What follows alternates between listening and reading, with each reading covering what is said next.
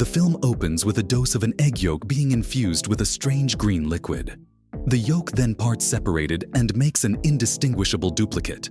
Then, at that point, it slices to the Hollywood stroll of distinction, zeroing in on the star of big name Elisabeth Sparkle, Demi Moore. Time is displayed as fans run around the star, to later on when individuals begin to see Elisabeth as a greater amount of a bit of hindsight.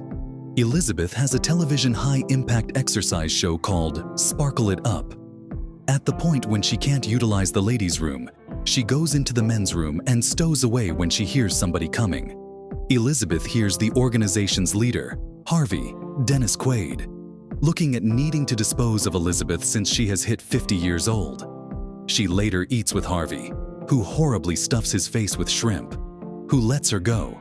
While driving home, Elisabeth becomes frightened at seeing her board being brought down, making her get diverted and get into a serious auto crash.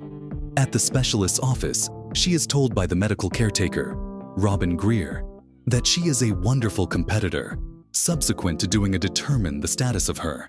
Then, at that point, slips a blaze crash into her coat pocket. On out, Elisabeth is met by a man named Fred, who recalls her as far as possible back from secondary school.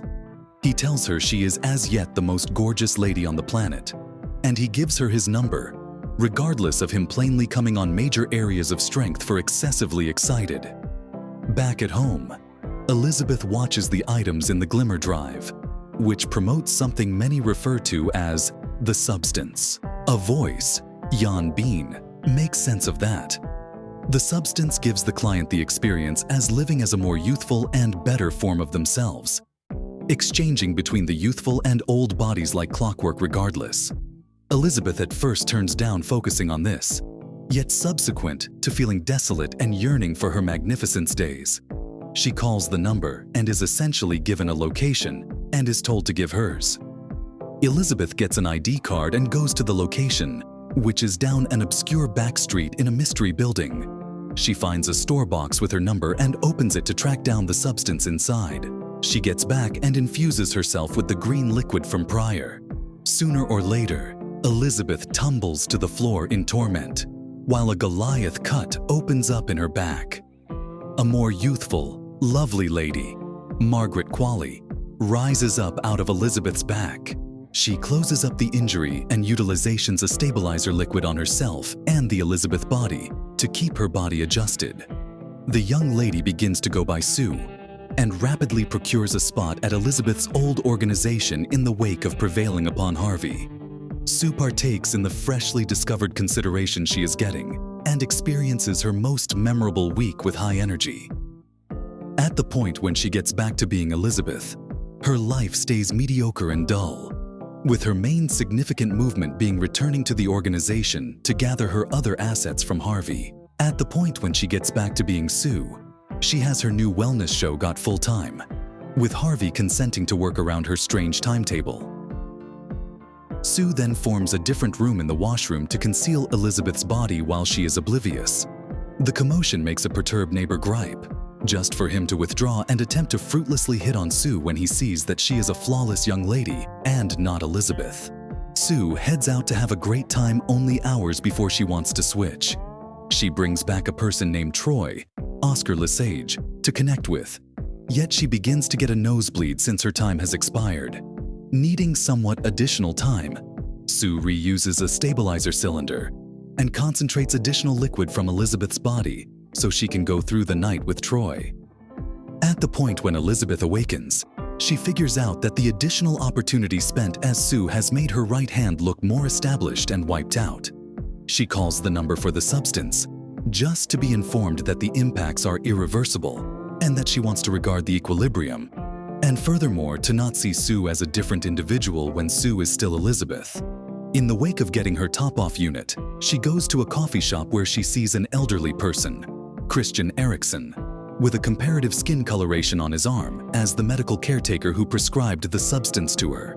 He startles her when he enlightens her concerning the adverse consequences that the more youthful self is leaving, inquiring as to whether Sue has begun consuming her at this point.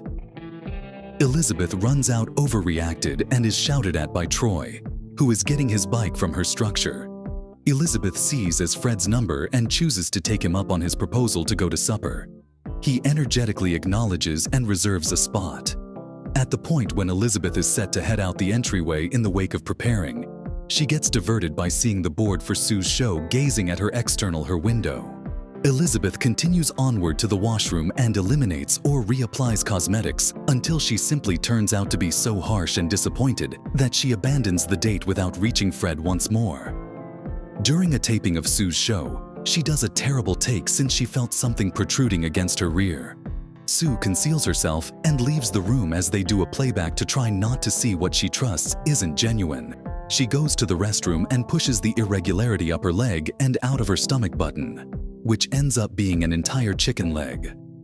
Sue additionally calls the number to gripe about Elisabeth's hitting the bottle hard and dietary patterns, while Sue has the opportunity to partake in her life in fact.